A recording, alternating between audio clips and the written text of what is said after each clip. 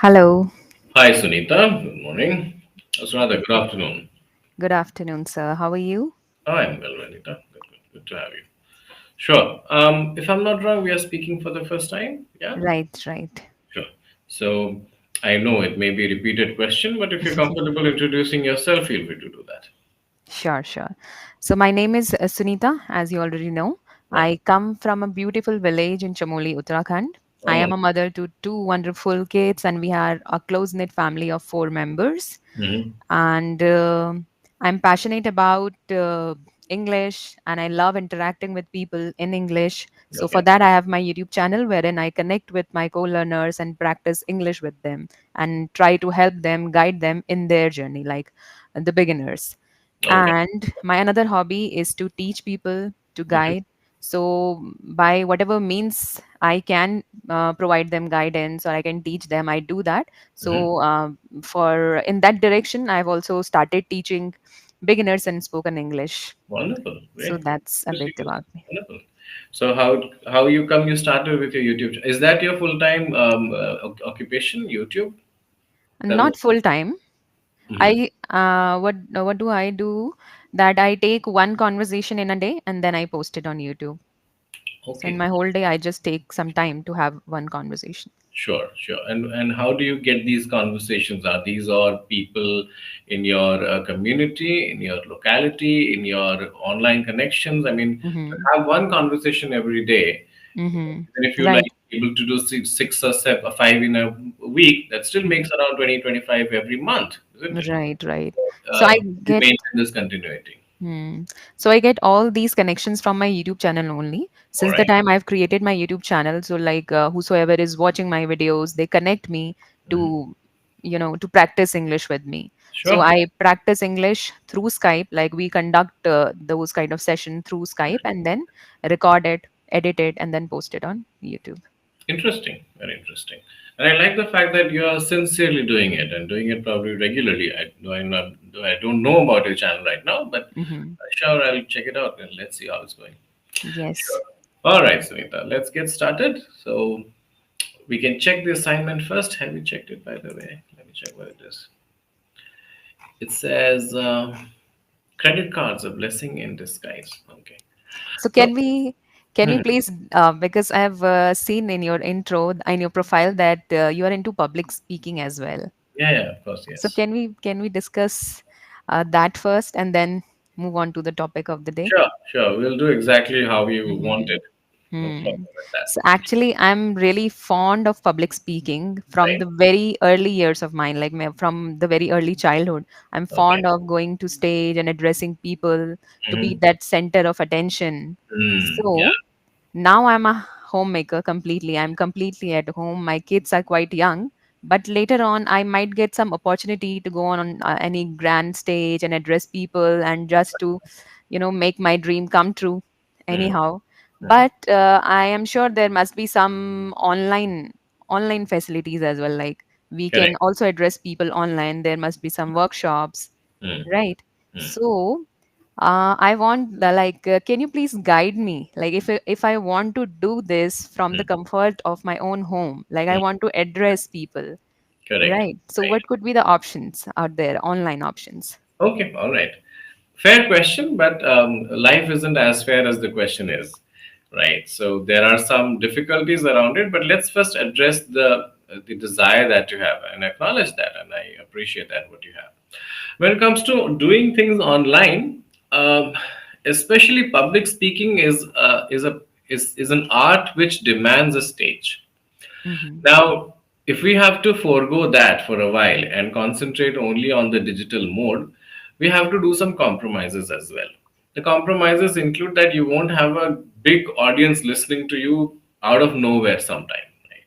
Until and unless you become someone that people connect with or people know about, it is actually difficult to get an audience who would suddenly, let's say I'm hosting Sunita Rawat for my talk show and I'm circulating it on my social media platforms.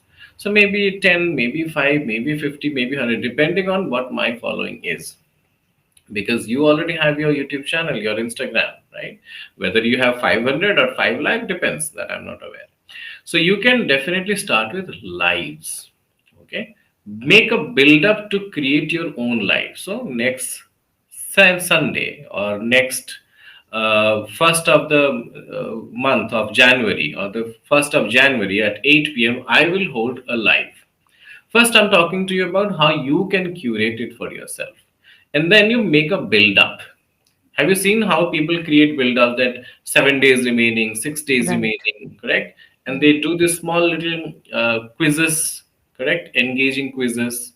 And they do some small giveaways. They give a ebook away, or they give some small PDFs which are, have some value for the audience, correct? So you have to create a certain milestone until that day where you're going to go for a live. And that live is what? Simply sharing your story, simply sharing your learning, it's sharing something which is, let's say you want to talk about how to give a great PPT presentation, Mhm. or how to enhance your ability to speak in business communication. Something you will speak on a certain day. But before that, you'll do a lot of build up so that it circulates among your followers and they keep on adding, people to the network, right? Whether through your WhatsApp group, whether through your Telegram group, whether through your Instagram channel, it could be anything. This is your own endeavor about how you create a following and then broadcast yourself. Okay, this is one. Second is, if you want to be part of something else, you have to look for debating opportunities. Okay, so there are so many online debates that happen. How do you do that? You just have to go and check on Google. Online debate academy, online debate competitions, online speaking competitions, online or digital online speaking competitions. Look for the keywords, look for events, right? There are so many event companies, insider.com, I think there's a ticket organization. There's book my show. They are they Mhm. do these days, they are also doing not just the theater movies or theaters, they're also doing other online bookings, correct? There are so many different types of organizations and ticketing organizations who are selling tickets, right? You can buy that ticket and become a part of the competitions. Start looking for competitive environments wherever available on the internet. Right? There was one debate adda.com. I don't think they are functional anymore, but then they used to do these public speaking competitions. And they used to have big prize monies, 1 lakh rupees, 50,000 rupees. They used to have these prize monies. So find online avenues through the right keywords on the Google bar, Google search bar. That's another way of doing it. Right. Um, I'm not sure if there are too many, but I believe these are some of the ways to start out your own endeavor, also Mhm. finding opportunities where competitions are happening. Right. Right? Even I know I've it's seen not a people. perfect answer. I know it's not a perfect answer, but this is a way to get started. And one thing leads to Mhm. another. Once you Right. get connected with one group, let's say Mhm. Toastmasters, yeah, Toastmasters is a club that Mhm. holds public speaking platforms, and they are all over the country in different cities. But I'm sure if you connect with them through email or through their their social media channels, they may give you some ideas as well. Hmm. Right, right, right. So this was extremely informative for me because I've already seen people doing these kind of things for themselves, but I was never aware of their mindset behind this. Like, how can we actually be Hmm. a good or find some opportunities to be a public speaker? But this is definitely very informative, and I'll start with some live sessions on YouTube. Of course, you should, and do a build Hmm. up before that, right? Mhm. Canva. You design Yes, some yes, Canva flyers and keep yes. on posting in your stories before Hmm. that actual day comes. Try Hmm. doing a build up. People Hmm. like to get curious about what's happening, and in your build up, you should add value, right? Give Hmm. some tips, do a quiz, do a survey. Let there be even 5 engagements. Even Hmm. those 5 engagements are boosting the algorithm in your favor, Right, right? right. And that algorithm will keep spreading your information to more and more people. And Hmm. it's not that you'll get success right away. You may do it 20 times, and the 21st time you may get a success. Things are not easy on the internet, but the consistent ones do get results. There's no doubt. Hmm. Yeah. Hmm. And what, according to you, that when somebody speaks, when somebody is a public speaker, what make them an effortless speaker? Like no efforts behind them, and what Right. make them stand out from other speakers? Correct. Right. Effortless speaking is when you are comfortable in your own skin and you're not really trying to impress anyone. It may be an intention. All public speakers want attention. We are hungry for attention, people, right? We want to be in the limelight, right? We are the ones who want everyone's eyeballs on us because that's our hunger. That fame is what we want. But you're not craving for it. That's your intention. There's a difference between having an intention and having a craving. People who crave are very, they look like beggars. When you're not looking like a beggar and you just have a desire which is deep in your heart and you're here to serve others. A good speaker is never about himself or herself. A good speaker is about what value he or she is adding to the audience. When you really want a lot of attention, you're always talking about yourself. And that makes it look, like a beggar, like someone who is not at all putting the right effort. Effortlessness is the right effort for the right person. Who's the right person? The audience is the The right person, audience. right? We shouldn't make speaking about ourselves. It's very annoying to listen to people who are constantly talking about themselves, right? My victim story, my success story, my struggle story. It's fine to do a little bit of it, 10% of it. Remaining 90% should be how you're adding value to the audience. How are you changing them? How are you helping them, do better with their hygiene or their bodybuilding or their grammar or their Salai machine? I don't know what the topic is. Whatever you are adding to value to the other person will make you show a lot of effort, but in the process you'll become effortless because you are no more under the pressure of Hmm. highlighting yourself. People who highlight themselves will always be under the pressure of doing a lot of effort. When you're doing the opposite, you're putting value for the other, your effort will look effortless because you're no more under pressure, you're flowing, you're on the flow already. Right. And can you suggest me some sources, like by watching them or by reading, I could be a good speaker? And I just don't want to touch any random topics or any random fields. But since I've started my journey in English, so Right. I want to be a speaker in Mhm. relation to this field only, like English, maybe to build up somebody's confidence, or to just share English journey, or just to talk about English, like Mhm. that. So can you Mhm. suggest me some sources just to improve myself on?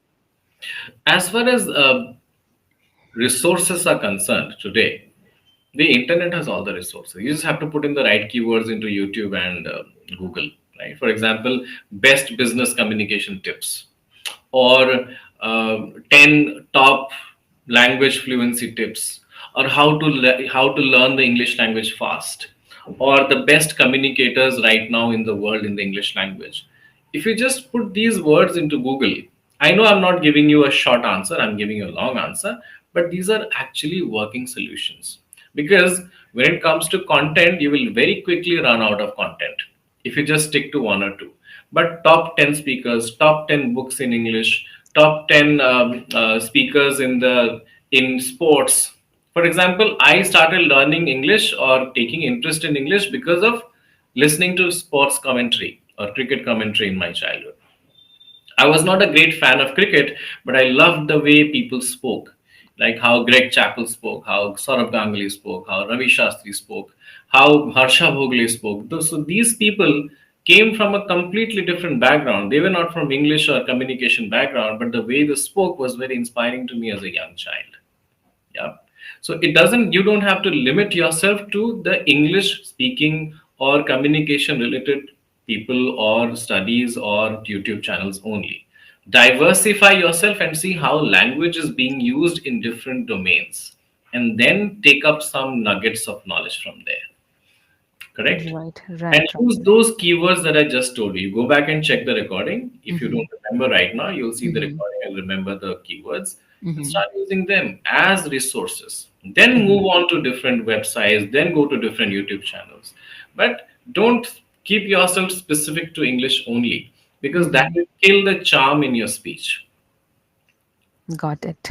Right? Let's say Mm-hmm. someone like, what's that chef's name?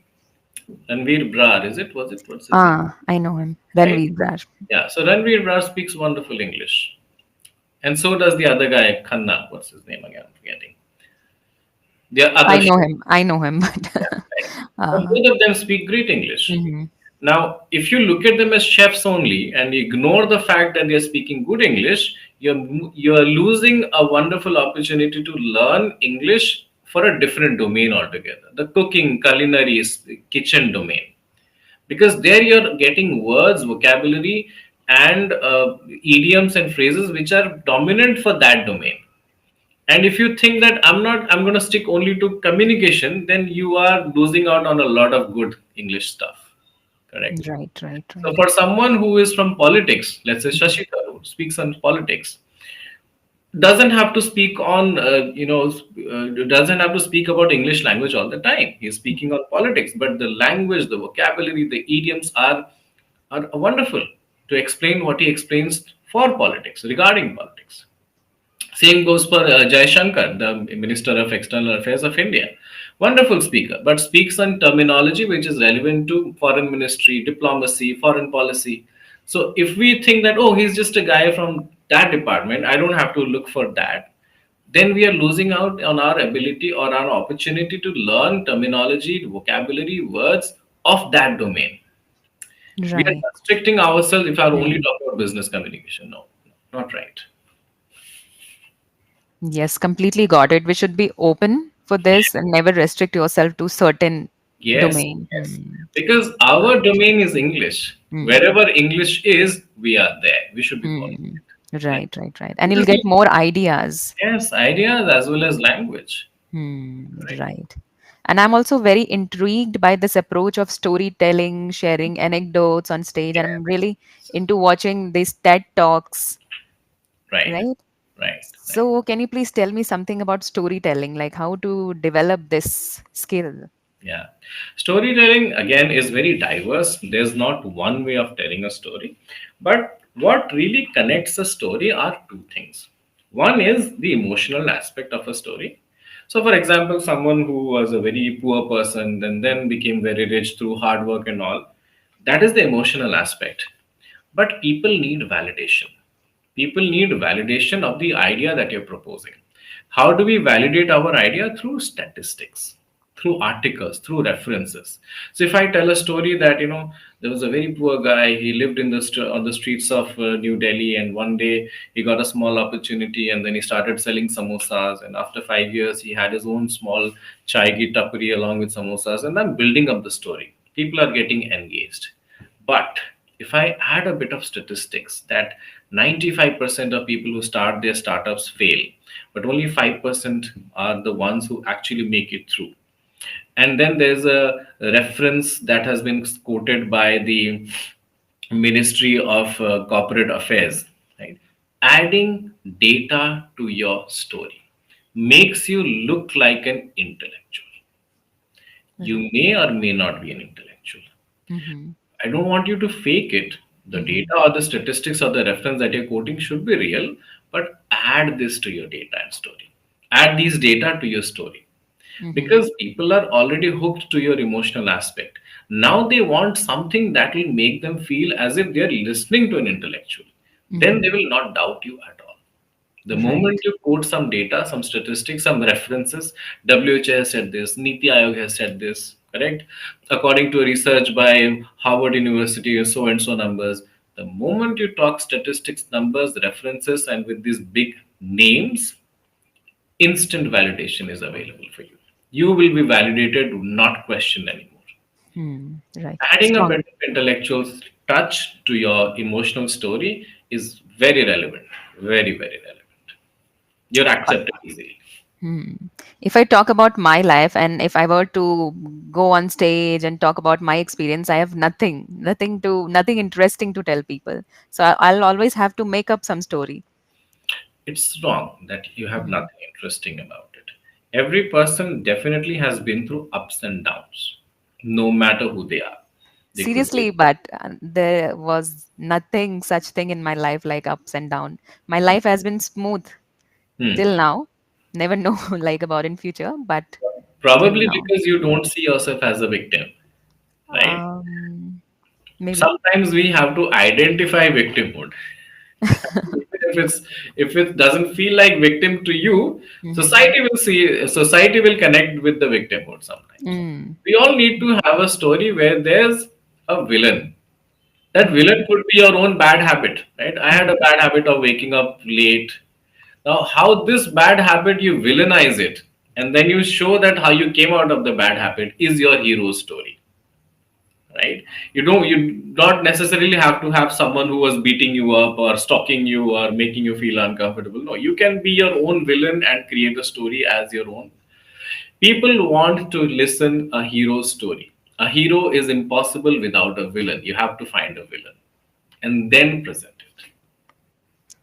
Nice. Every word you're speaking about is really very interesting. And this conversation itself, and it's very interesting. And I want to know, like, what was your motivation behind coming into public speaking?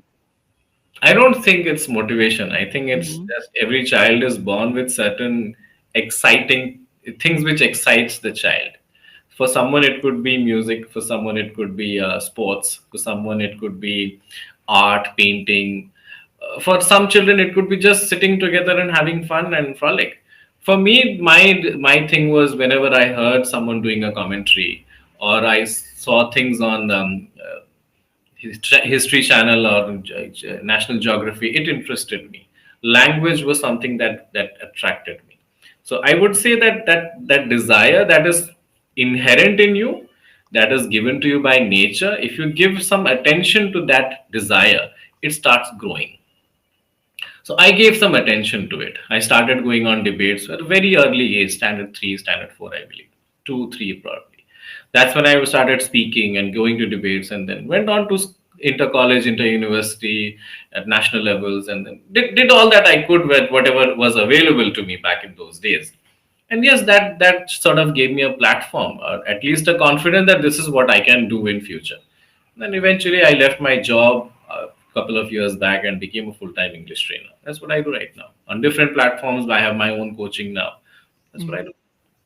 And what is your take on consistency in this particular domain? Like when we are trying to be a public speaker, how important is it to be consistent in your practice?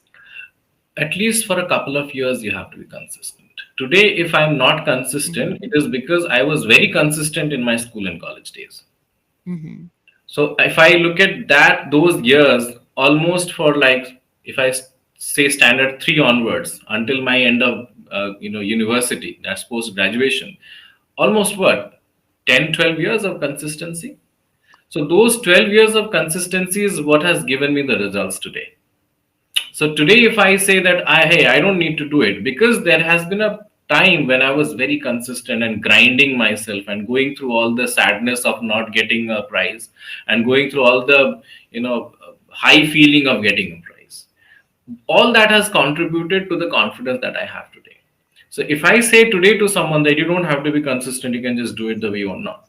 Consistency is important. Whether you do it through your own YouTube channel or whether you collaborate with someone else's platform and go and speak there, it's important because you have to test your own waters, how good you are to navigate through difficult waters. So yes, Right. it's important. Yes. At least couple of 2 3 years of doing it on a very regular basis because you have to face challenges. Right. If you test yourself, you don't really know where you stand.